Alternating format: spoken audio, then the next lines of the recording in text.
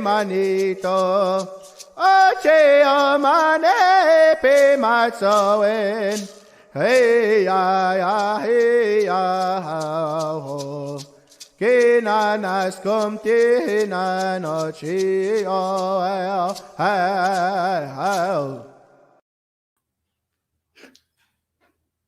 Hey everyone, this is Tea with Tonya. Medakyapi, Hampawashtewi, Emachiapi, Kihiwatani Esquani Tsigatsan, Michinchaki Num, Hotokanajiwi na Wachihi Ziwi, Wichakiapi, Inawayaki, Woehamble Pejutawi na Atewayaki, Edabaradish, Awichakiapi. Ian Woslolha na 3 affiliated tribes in Mataha, Malakota, Damakota, Chewakdokta. Hello, everyone. Thank you guys for tuning in. This is Tea with Tonya. I just wanted to greet you guys in my Lakota language and just introduce myself in the best way that I know how. For those of you who don't, most of you are following me from my Instagram page, maybe Snapchat or Facebook, but thank you guys for tuning in. And I'm excited. I'm really excited. I'm kind of nervous, but I'm excited. I guess I just wanted to start off by telling everyone a little bit about myself. This is the first episode. I'm really excited and I'm also nervous, but nevertheless, it just takes a couple minutes to get rid of those nerves. But I grew up. I wanted to start off by telling you guys where I grew up, and I think I mentioned it a few times, but I grew up on the 3 affiliated tribes, which is Fort Berthold, located in North Dakota, and I also grew up in Standing Rock Sioux tribe, mostly known for the Ocheti Shakoi, when our people were fighting against the pipeline. But anyway, let me loosen up here. I feel like I've never done this before, but again, thank you for tuning in and taking your time out tonight to come support me with this new adventure of mine. I guess I wanted to start off with, like I said, where I grew up. I grew up with my parents. I don't even remember them really being married, but apparently at one time my mom was Anita Hall, which sounds pretty crazy to me because most of my life my mom was Anita Manywounds, which is her maiden name. My dad is the late James Bruce Hall, mostly known as Bruce. I grew up with my parents co-parenting me, and for those of you, and if you know, when my parents were co-parenting me, I would be in, I remember maybe kindergarten to 3rd grade. I was going to school in Standing Rock, and my name is Tonia Jo Hall, obviously, but I always used to wish for some kind of native last name. Like I used to get mad at my mom, like, how come I can't have your last name? Manywounds, because you know how you have to stand in line in alphabetical order? Everyone would be in line and I'd just be Tonia Jo Hall. And I was like, that's not fun.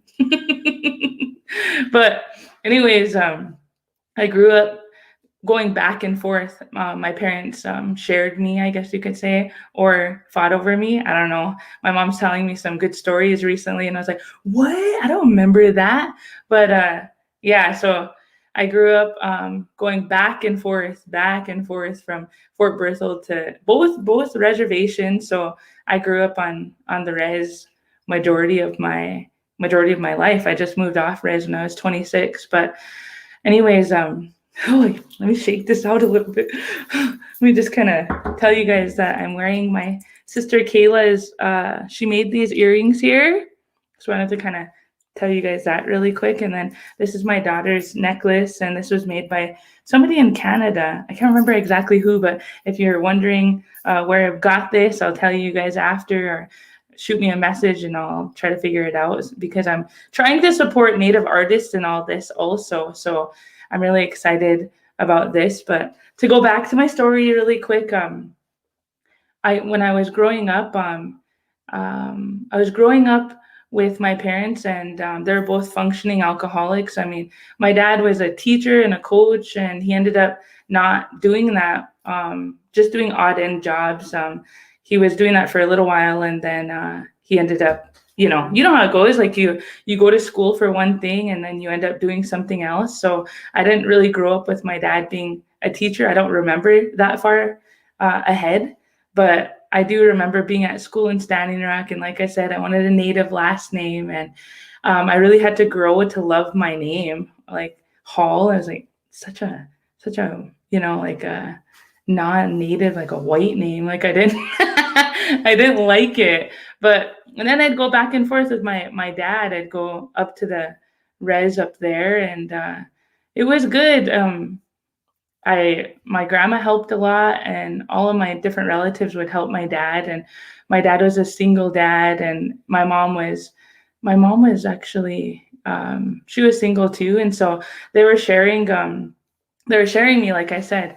Holy man, I'm freaking nervous. Sorry. You're like, what? You do this all the time. But okay, so shake that out. Anyways, I grew up in Standing Rock, and I grew up in Fort Berthold, and I go back and forth. And my dad and my mom both allowed me to powwow. But the thing about it is, like, this is when we didn't have like cell phones, or we didn't have technology that we do now. So I remember when I was with my mom, I'd be calling her on the pay phone and using that 1-800 number. I don't even know. And then I'd tell her it was me, kind of like how the people call from the jails. I mean, it's not like I have anyone calling from jail, but I mean, that's what it reminded me of. This was in the phone card days. That's when I was having to travel back and forth with my parents. And so when my parents would send me off to powwows, they'd send me to powwows with different families and ask if I could jump in. And my mom and dad, I was the only kid in the household. My mom has an older son. I have an older brother who's 4 years older than me. He was actually raised by my auntie, my late auntie now. And it's really hard for me to like talk a lot about my immediate family. And I was just telling my sister that today, my first cousin, but I call her my sister. And I was like, I'm really having to learn how to like open up and talk about our family. It was the first time I've showed my first cousin on my social media, and we did a live. But so just bear with me as I'm sharing the beginning of my story into my junior high school, and so on years. It's really important for me to share who I am. And I think a lot of times we figure out who someone is through their childhood and so on. So anyways, I grew up really fast. And I guess I never really knew what that meant when people are like, you grew up so fast, and you had to make choices, and you had to survive. And some of my aunties would say that to me, and I'd be like, what? No, I didn't. Kind of like a kid. I was very outspoken ever since I was little. And I'd be getting upset with my aunties because they would be telling me what was okay and what wasn't. And I never wanted to hear it. I've always had my mom and my late dad's back all the time. But, the truth is I grew up in a functioning alcoholic. So what that means for me is that my mom and dad maintained an 8 to 5 job, 8 to 4 job. And they also, they were also taking care of I don't know if you could call it taking care of, but they're also drinking. And so I grew up a lot of times with my friends, and having sisterhoods at a very young age, having to find security and safety when parties were happening. And that was tough, my security in my home, in my mom's home and my dad's home growing up was never actually secure. So this home that I've created now that I'm 32, it's been a couple of years now, the homes that I create, especially this home, and I'll get to that, has become my secure place. And so that's how I grew up with like uncertainty, like maybe maybe my dad went to jail. Well, then I'd abruptly have to go and live with my mom, which I loved both of them. I loved both of them dearly, so it was hard for me to like choose. And I remember this one specific time, and a lot of people, they don't know this about me, and so I am gonna share it. Already feeling kind of emotional about it because it was very traumatic. And what I'm gonna share is I remember my dad was bringing me home. I had to have been about 8 or 9. I think that's, yeah, probably around there.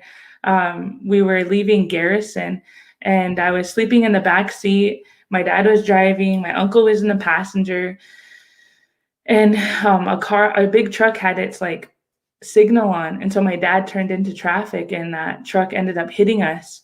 And when that truck hit us, holy smokes.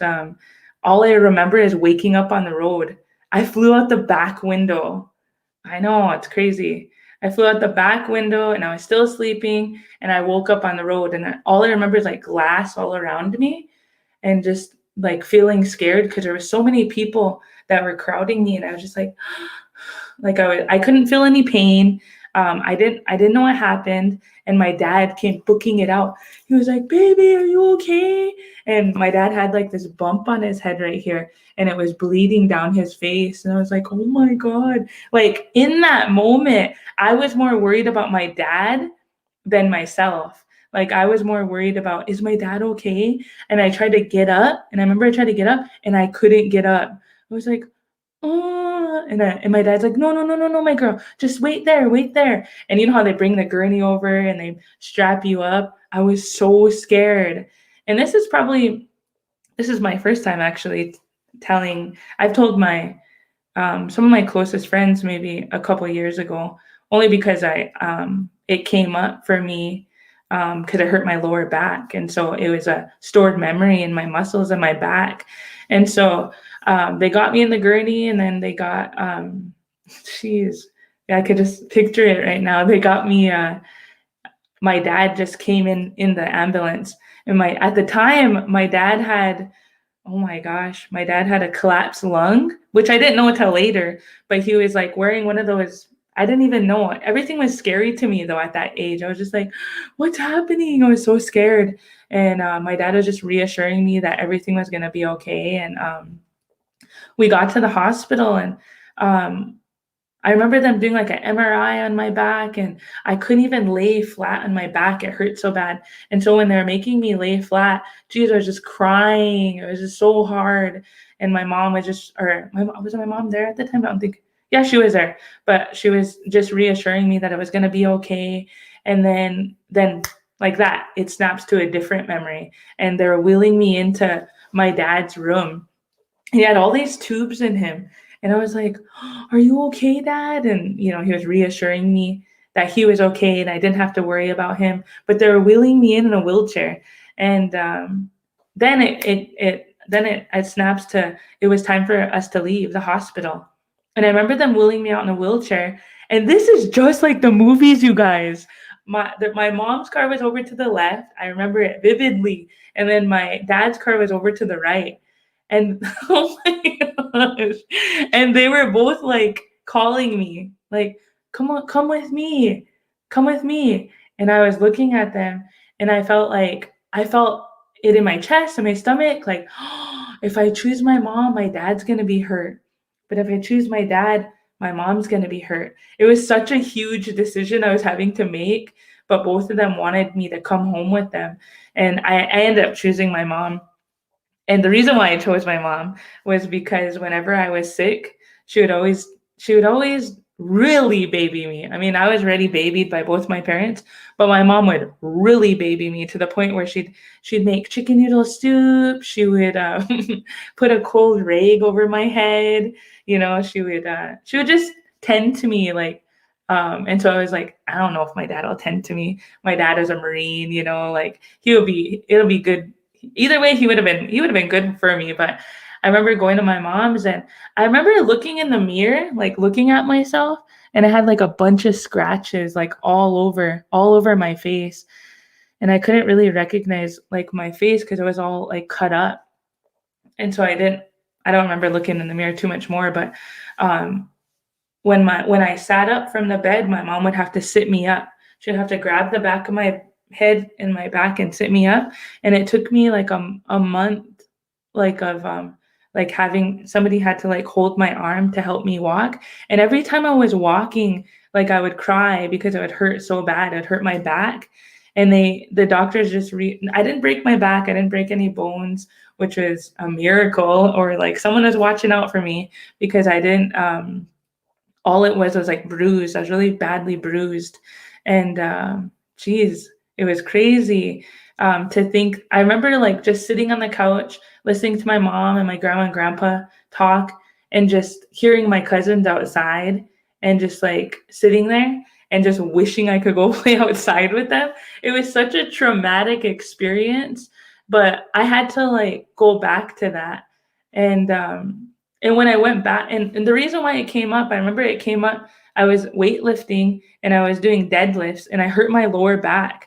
And when I hurt my lower back, it brought up that memory because we store those memories in our muscles, trauma. We store trauma in our muscles, and that came up for me. And I remember going to a chiropractor, getting acupuncture. I remember doing all these things to take care of myself. And when I got done taking care of myself physically, the emotions came. And emotionally, what was happening for me was I was I was remembering all of the memory that I just gave you guys. And when I was remembering that, I was just crying. I was just really crying. And I was like, I even called my mom, and I couldn't obviously tell my dad because my dad has passed. And so I couldn't tell him what was being done to me or how I wasn't able to be a child in that time. I was having to like grow up. And what I told my mom was, I said, Mom, you know what? Like, I didn't get, as soon as you came in, you got mad because my dad didn't call for you. And I said, that really affected me. And I'm an adult now, but I'm letting you know that my inner child was hurt. I'm letting you know that right now that this is coming up for me, and I'm having to let you know. And I'm crying. I was crying, and telling her like, I shouldn't have had to choose. And that hurt me that I had to choose between you and my dad. That was really hard for me. And I was just a little girl. And instead of thinking about what was happening to me, I was too worried about you and my dad fighting in the hospital and fighting over me and getting mad at each other. And I just was trying to make peace with you guys. And so that right there, that experience alone tells a lot about who I am, and taking care of people, taking care of my mom, taking care of my dad, even when I was hurt physically, even when I couldn't walk, my back was hurting and I was scraped up, I was still trying to love on my mom and dad and create peace. And so that is one experience of how I grew up. But other than that, like growing up, in the midst of parties, my parents would, whether it was my mom's house or my dad's house, that my mom or dad's apartment, I would, sometimes somebody would wake me up and I'd be like, huh, like wake up, huh, like, come out here, Tonia. Bruce, come here, Bruce. Come out here, Tonia. And I'd come out there, gaga in the eyes. Gee, I'd be coming out there. Yeah, dance for us. Holy, my girl, she's a champion jingle dress dancer. And I was just a little girl still, but what I remember a lot and what I'm really thankful for and how I grew up is for my parents. They always spoke life into me. They always prophesized over me. Even when I didn't believe it, I was like, man, champion jingle dress dancer, not even. Like, whether I was winning at powers or, I still didn't believe that in myself. And so my parents were really great at, no matter if they were alcoholics, recovering, my mom being recovering, but growing up having functioning alcoholics as parents, like no matter what, my parents were like my number ones. They were my number one cheerleaders. They were cheering me on and telling me I was good, even when I didn't believe it. Like, you're doing such a good job. I remember one time my parents were like, I think it was my mom. No, it's my dad. He was like, "You're so beautiful, my girl." And I'm like, "Nah." Just a res girl. It's like, "Nah, not even." I was like, "You have to say that though, because if I was ugly, then you two would be ugly." He was just trying to he would always be trying to like love on me and like both my parents, and I would right away, "Nah, not even." Just Dawale, what do you want? But anyway, my mom, my mom was a really hard worker, and my dad. I grew up with hard workers. I grew up seeing them work hard to support me, work hard to create a nice home for us. So, that's how I learned how to do that, because both my parents were responsible in taking care of their bills, taking care of their homes, and taking care of me, despite their issue with alcohol. They still made sure I was fed, clothed, housed, and they pushed me. They pushed me to dance in powwows, and my dad pushed me to be a runner. And I didn't even want to be a runner. Like, I grew up. My dad was, from my mom's background. My mom, she was a champion fancy shawl dancer, and back in the days when there wasn't junior teens or adult categories, this was one category. And she was back when they had trophy contest, my mom would be champion out, and I'm just really proud of her. I watched some old VCR tapes of her and she was wicked. I'm like, what? And I never heard my mom talk about herself. I've heard other people talk about her. One of the greatest fancy shawl dancers, Gracie Her Many Horses, would tell me about my mom and how good she was. And my Tui, Shelley Bointy, and Sharon Eagleman, they would tell me how good of a dancer my mom was. But I didn't hear my mom be boastful or I remember her having, her different beadworks and outfits and her regalias, but she was one who, when I was growing up, she would stay up all night, her and my late Auntie Jackie, and they would make me outfits, and then they'd wake me up, get up, start, and put this outfit on, and have to put an outfit on, and I would start dancing. It didn't matter what time it was, and they'd all be cheering for me, and gee, do this move, do that move, those are really good memories, and I'm really thankful for that, because that's why I dance still today, and I participate in powwows, and it's a love for me. It's what I love to do, and it's what I know, and it's a positive, healthy outlet for me. And with my dad, my late dad, oh yeah, and also my mom, she worked for the tribe for 15 plus years, and she is a grandma now, and so she's the best grandma. But and my dad, he was a Marine, and so everything was very strict with my dad, especially having a daughter. He got me into long distance running, and he ran with me every single day. I remember 7th grade, he started me off on 3 miles, and oh my God, it was so dreadful. I was like, oh my God, I don't like running. And, he'd be running by me like, come on, you got this. Come on. He'd be like inspiring me and encouraging me, but I was just so in my mind, my inner critic was like, you can't do this.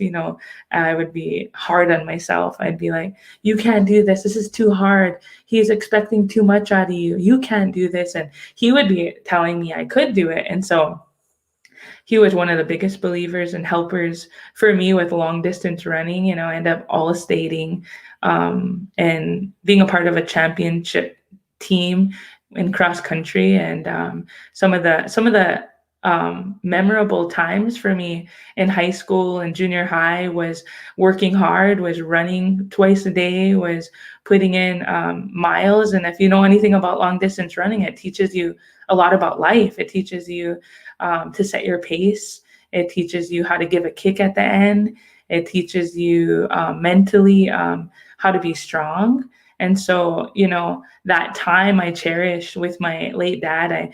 In the moments I was in junior high and going into high school, my freshman year, and I dreaded it, man. It sucked. I'd be like, oh, this is not fun. Like, I don't like doing this. I'd be complaining a lot, and my dad would never say like, yeah, you can't do it or anything like that. He was always really like motivating and uplifting, and I don't ever remember him telling me that I couldn't do it. I don't ever remember him telling me like, yeah, you're probably not cut out for this. He was always really encouraging to me and positive, and even his positivity, I took it as negativity sometimes.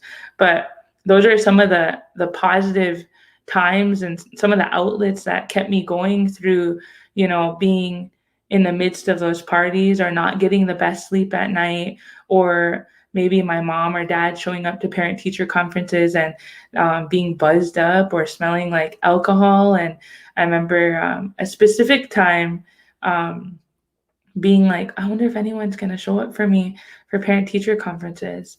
It was in 6th grade. I was like, I hope my mom shows up. And, like, I remember her like smelling like alcohol, but I remember like grabbing her hand and just being like, this is my mom. This is my mom. And holding her hand, and just being in my mind, just being thankful that somebody showed up for me to see what I was working on, to see, because I was always really excited to show, you're when you're in 6th grade, you're excited for somebody to see what you're doing. And so anyways, that's how I, grew up remembering to, I was just talking about this with one of my friends. And when I was growing up, I was like, man, I grew up like on microwave stuff, like cheese and bean burritos and ramen noodles and those little single pizzas. I remember having those, and shoot, like that was the go-tos. And cartoons, like that's, a lot of people nowadays, even my own kids, like they're into technologies, into their iPhones, but we just had like cable and like TV, and that's a lot of times how I was growing up. And then also like growing up with my friends, like going to the basketball courts. I played a lot of basketball and met my friends there, and that was one of my positive outlets. And but I think around my senior year, I never grew up thinking like, this is what I want to be when I grow up. Or one of my friends was like, I'm gonna be a lawyer. I'm like, cool. I'm not even thinking of that. I'm thinking of like every day of like surviving today and going in tomorrow. And, I was taking it day by day growing up, and powwows were a part of my outlet, and running and sports and basketball. And so whenever I was a senior, all I ever knew is I was going to go to the Marines. I'm going to be a Marine, just like my dad. And then by the time I was getting there, my dad was like, yeah, I don't think you're cut out to go to the Marines. And no offense, but I don't think you should go. And so I was like, well, what am I going to do now? And I thought, you know what? I'll go into acting. I didn't know who to ask. I didn't know how to go about that route. I didn't know who to talk to. I knew I wanted to do it, but I didn't know how. And then I was like, okay, I'll be a personal trainer. That'd be fun. I didn't know how to do that either. I was like, dang it, that would be so cool to help people get into shape. And I love working out. And then I ended up going into college, because that's one thing my parents always told me that I was going to do. You're going to get your bachelor's degree, get your education, and you'll always have other things to fall back on. And so when I was going into college, I got my 2-year in criminal justice, and I got my 4-year in general studies, and I got my eminent scholar credential to teach the Lakota language. But in the midst of college, between my 2 and 4 year, that's when I started pursuing comedy. And the reason why I started pursuing comedy is because I had my daughters at 18 and 19. And so as a young mom, and I was having to hurry up and scramble. Like, how am I going to take care of these girls? Like, how am I going to do that? How am I going to provide for them? And so I was looking at that, you know how you go to college and you have to look what you're going to do, and I thought criminal justice seems like that'd be the thing I want to do. I'll just be a cop. I'll protect my community. Nee, like anyone's excited when somebody shows up. I was like, I'll be letting all the grandmas off that don't have insurance. I'll be shoot, people will be calling on me like Officer Hall's here, putting a star quilt over my shoulders. Nee. I had some kind of fantasy like that's not the reality of how it was gonna be, and so and they told me I wouldn't be able to like be a police officer and pursue comedy. And when I decided to pursue comedy, it was only because um, I didn't feel like college was what I wanted to do. Like I was gonna continue and finish it, but I didn't feel like this is what I want to do. This is what I didn't feel like it was my purpose. And I remember going all the way back into sixth grade and remembering this assignment that Miss Pollitt gave us. She told everyone to put a piece of paper on their desk and grab a marker, and you're gonna go write nice things on everyone's paper. And when I got my paper back, my best friend, she read hers, and hers was pretty and cute and fun and girly and all of that. And then when I got mine, I was like, oh, okay, here we go. And it was like off, goofy, crazy, funny. And I was like, it kind of got me mad. And I was like, nah. I didn't like it. But when I was in college with that experience, it brought me back there and it made me remember like, okay, you're funny. You like to make people laugh. When you make people laugh, it makes you feel good. And so going back to that experience and then bringing it to my college days, I decided to pursue comedy. And what I did was I reached out to 5 comedians, native comedians that were already doing it, that were already traveling, that were already doing this for a living. And 2 of them got back to me. One was Jared Redwater and one was Tito Yabara, actually 3, and Milo Smith. And they were really kind to me, uplifting, and they told me how to do this. They said, write a 5-minute set, and then we'll let you open up for us. And I was like, okay. And so I went around my res. At the time I was in Standing Rock, and I would go to the store and I'd perform it. I'd be at the post office, I'd be at the fitness center, I'd be in front of my family, and they would add in stuff. And so and then I'd go ask different conferences, can I do my comedy bit up there? And they'd say, yeah, go for it. And I was doing it for free, and I was just trying to get my name out there and figure out how I was going to do stand-up comedy. And that was my only way, only route. That's the only way I knew how to do it. And pretty soon, I opened up for Tito Yabara. And if you don't know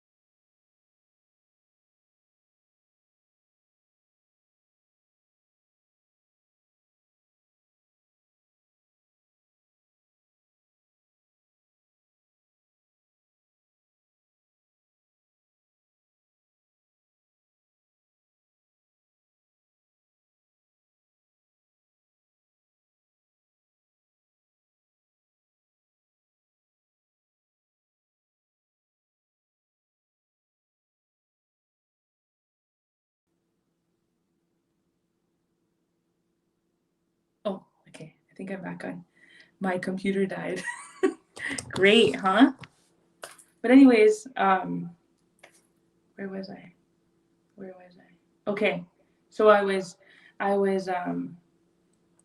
getting my trying to remember where I was. Geez, your auntie. Joking. So anyways, I was getting my name out there. I was volunteering for different conferences, whatever it was, whatever I could, I would ask if I can perform. If it was at a powwow, I would ask if I can do my bit. And pretty soon, because of word of mouth, even so, I was making my videos, my comical videos, and I didn't feel good at those, but I just kept like plugging in, and I didn't know how to edit. I didn't have some fancy camera. I remember my mom got me like a flip. It was like this, I don't know, some kind of flip camera. And when she got me that, that's all I was using. And a lot of times my daughters would be recording me, and they were real young too. And I'd be like, hold it right there, record me. I'm going to do this. And then as soon as I do this, end it. And so when I was doing those videos too, um, like I just kept putting videos out. And it was fun. It was a good time. It was keeping me occupied while I was in college. I just kept putting out content, and really because my whole purpose of putting out content was just to make people laugh, to make our people laugh, our our communities, our people, our First Nations people. It's been always something since the beginning of trying to find my purpose after that sixth grade you know, experience I had. I was always trying to figure out what it was. And for me, it was making people laugh. I thought, that's my gift. That's what I can give our people, especially because our people have been through historical trauma, generational trauma. We've been through the boarding school trauma. And so I didn't see a lot of women, especially in Indian country, doing comedy. And so I wanted to step forth, and I wanted to pave the way for a lot of we have so many funny aunties and grandmas and cousins, and so many funny Indigenous First Nations women. And so for me, I wanted babies, little tiny babies, all the way to grandmas, to be able to like see me in these videos from just being able to scroll wherever they are. And I didn't ever think like this. It wasn't my goal. Like I want to get well known, or I want to, it wasn't never my like thought in my mind. Like I want to get this many followers, or it wasn't about that. It's always been, and it still is, about helping the people heal, whether it's through my story or helping them heal through laughter. Or Auntie Beatrice. My character Auntie Beatrice was developed in when I was in college too, and my character is, she's outspoken, she's crazy, she cusses, she talks about drinking and smoking and fighting and jail, everything. Um, when I first came out with that character, I remember a couple of people. I remember one particular person reaching out to me, and they're pretty well known. They do movies, and they're a pretty well known actor. And he said to me like, "Hey, I don't think that's a good idea that you are cussing, and you're not representing yourself good." And I was like, "Psh, hey, I'm gonna do this anyway. Like this is just a comedic character. Like a lot of comedians have characters." And so I'm really happy that I kept on with that, because that person's opinion, it did matter to me. I was like, dang, this person's like in movies, and they're like commenting on my Facebook, and I'm just, trying to do my best, and they're telling me I shouldn't do this character. And there was a lot of animosity, and there's been a lot of like lateral violence with my character Auntie Beatrice too. And if you haven't watched those videos, I recommend. I mean, I go watch them. Hopefully, maybe it'll make you laugh, maybe it won't. But it's that character has literally helped me be employed through my videos, and doing Auntie Beatrice videos. Um, it's helped me be self-employed from the time I graduated in 2014 with my bachelor's. until the present, which is 2021. My making people laugh has literally took me all across the United States and Canada. I feel super privileged and honored to have went to some of your communities. Maybe you're watching, you're like, I remember when you came to my community, and it's so beautiful, like learning about many different tribal languages and um, cultural teachings. And I miss it. I miss it so much. And during this time in this pandemic, I had to adjust, just like many of us. And for me, adjusting meant not getting to go share my gift, which took a toll on me. I think around September, yeah, I kept being optimistic. Powers are going to come back. We're going to get to travel. This is not going to last long. That talk. And then finally in September, I was like, oh, I think this is the way it is. And mentally, like, that was really hard for me. I was emotional for a long time, maybe a couple weeks, and I had to like figure out this new way of living. Like, this is new. All of this is new for a lot of us, like not getting to connect and make new relatives and make new friends. That took a toll on me. And so I had to, during this pandemic, I learned how to longboard. I've learned how to ski. I bought bikes and went biking. I have been hiking a lot. So you know what? We had to make adjustments. And another thing is I got the pleasure to, be with my girls, every single day. That has been the most beautiful part about all of this. My girls they're older now. They're 12 and 13. And so for me, it's a new phase for me in their lives. They're pre-teens, they want to stay in their rooms. They don't want to hang out with me as much. And maybe some of you are like, yeah, but that would be so cool to like have you as a mom. Some people tell my girls that, and they're like, they're like, she aight. But the beautiful part about this whole pandemic is that we're learning to rebuild our fires, our home fires. And when I say that, a lot of times I feel like my fire at home here was flickering. And I mean that in a way because I travel out to go get that warmth, to go get that whatever I needed, giving laughter. I was also given good feelings back. And so I was having to really learn about myself in this time and really learn who I am. And what that led me to is loving myself. Despite all these videos that I've done to make the people laugh, to help the people heal through laughter, I didn't realize until somebody that I loved told me, I love you. I want you to know that I see that you love everyone. I see that you give. I see the goodness that you're putting out to the people, out to the universe. But I encourage you to start loving yourself. And I sat there. I remember sitting there and listening and nodding my head and looking and saying, geez, thank you. And that person said, you taught me all this. And I was like, me? And they're like, yeah, you taught me all of this on self-care and self-love. And they're like, you just need to apply it to yourself. And I was like, I could literally feel my heart drop. And I was like, you mean I haven't been doing that? That was crazy to me. Like, to realize that I wasn't loving myself, that I'm putting out for the people, like I'm pleasing them by making them laugh, making videos, whatever I needed to. Even in my hardest times, I'd make videos because that was helping me process whatever hardships I was going through.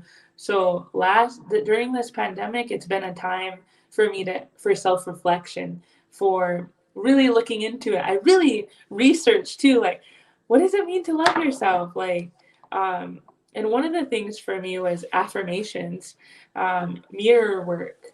Was when I look in the mirror, tell myself like I am worthy and I love myself. It was really awkward for me to like look at myself and to tell myself that and have my hand here or on my stomach. And when I would do that, sometimes I would just start crying, and I was realizing that I didn't believe that I was worthy. I didn't even know, being a performer. And I told you guys about my childhood because there'd be times I'd be woken up to dance, to tell a story, to make the party laugh. And so as a young girl, I was taught how to, you're in the midst of a party, you know, I'm in a party right here. Like, this is okay, there's a party going on, time for school. Wash up, get ready. Okay, time to not, time to be funny, time to go to school, act like everything's okay. And so I really was using my survival skill majority of my career. And now I'm coming into a time where I'm learning to be me, my authentic self, and what that means is being vulnerable. What that means is sharing my story. What that means is um, sharing my journey this far and hardships I've been through and successes I've been through. But really, last year when I was doing, I mean, even now I still do mirror work. I make it a goal every time I pass a reflection, that I look at myself and I say, I love you, I'm worthy. And that took time to like really start to believe it. And then even prayer, like using prayer to pray for what I need, whether I'm talking to my dad or one of my grandparents who passed away, or the spirits, like, and however you choose to believe, whether it's God or whatever your choice is. Like for me, um, I greeted the spirit helpers that I have, and that goes hand in hand with self love too. And loving myself, has prayer has been a huge part of that, and helping me through and giving me signs and helping, maybe somebody else is sharing what they're doing to love themselves. It's been continual. I'm not sitting here and perfect. I'm imperfect, and I'm still learning, and I'm still growing, and I'm still healing. That's the that's what I'm learning in self development. That we all are a work in progress, and so I just wanted to share um, this part with you guys on where I am in my journey. And I decided that T for Tanya. I actually was asked to be a guest on Foxing Around with Ray and River, and I was really excited and nervous. And they asked me a lot of powerful questions about myself, and I shared my vulnerabilities and how I grew up and my story, and it was beautiful. It was like I felt like something was opening in me that I had shut for a long time, like a door. And so I decided, man, I want to start a podcast. I was so inspired by Foxing Around podcast that they were both nice enough to say, we'll guide you. And so that's why I decided I'm here, and I have a team behind me and with me, and a supportive people around me to get this started. And it's T for Tanya. A lot of times I was hiding behind my character, Auntie Beatrice, which I love doing. I'll continue doing videos and performing as Auntie Beatrice, but it's time that I step forth. It's time that I use my voice. It's time that I'm okay here, that I'm confident, that I'm standing in my light, challenging myself to stand here and to be here as myself, and to know that I'm worthy enough to share things and story tell. And I know, a big part of me stepping into my light too is coffee and stories with Auntie and sing along with Uncle. I can't express how much that helped me. Those times have helped me even sit here and have the confidence here to sit alone. This is my first podcast by myself, and I'm so thankful.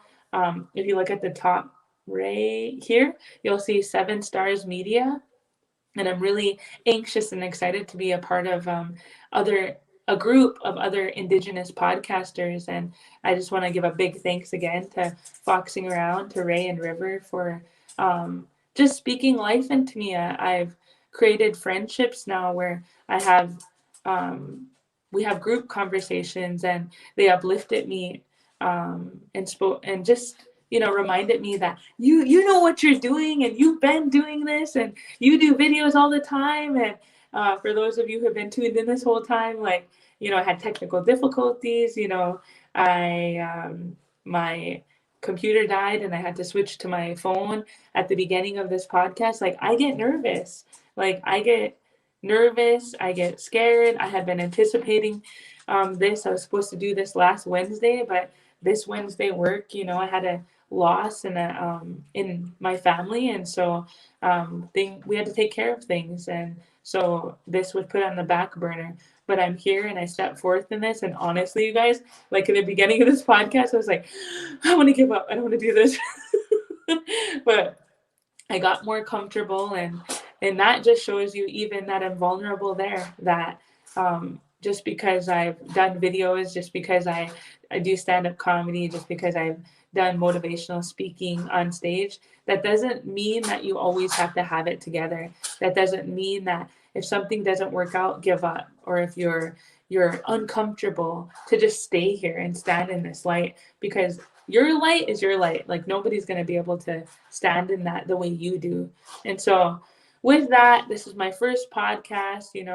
Started off a little rocky, but smoothed out. I'm just really grateful and thankful. I'm looking forward to episode 2, and I'm open to interview people, and so I'll be on the lookout for that too. And there'll be times when maybe I'll be doing scary stories, or embarrassing stories, or listening to success stories, whatever it is. I'm just really excited. I never did drink her tea. I was like, I'll have my tea and I'll tell them which kind of tea I'm drinking. That'll all come. More fluidly. But right now, this is the beginning. This is episode 1. Thanks for bearing with me.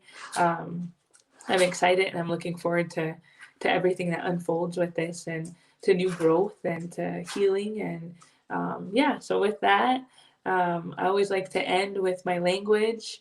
I know Hidatsa, and I know some Lakota, and I also am adopted Cree, and so I'm going to acknowledge all those languages. So in Hidatsa, I'd say Odio gods, and in Lakota, I'd say Doksha ake wachianka pikte, and in Cree, we say Examaga moistas. I hope I got that right. But again, thank you. I appreciate you all. Shoot me some messages. Give me some feedback. This is a beginning. This is episode 1. Doksha.